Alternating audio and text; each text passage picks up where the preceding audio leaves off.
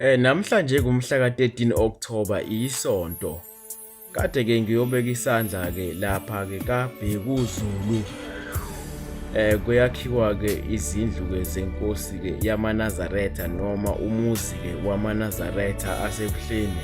Okuyilapho-ke noma ubani oyinazaretha lasebuhleni othanda ukuzofaka isandla uyeza-ke azofaka isandla-ke kulo msebenzi omkhulu kangaka-ke webandla.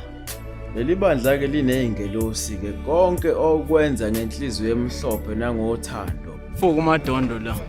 Ukwenza wena uphumelele ezintweni zakho-ke ozifisayo.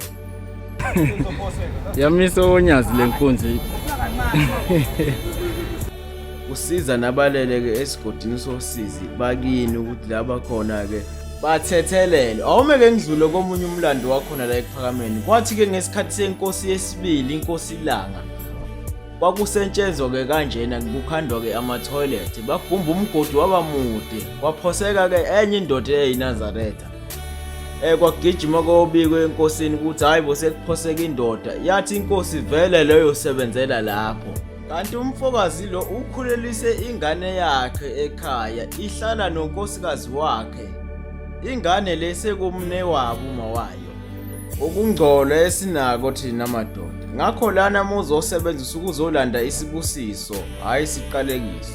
Kodwa ekhaya uphethe something ukuze uphile kahle, uphile isikhathi eside.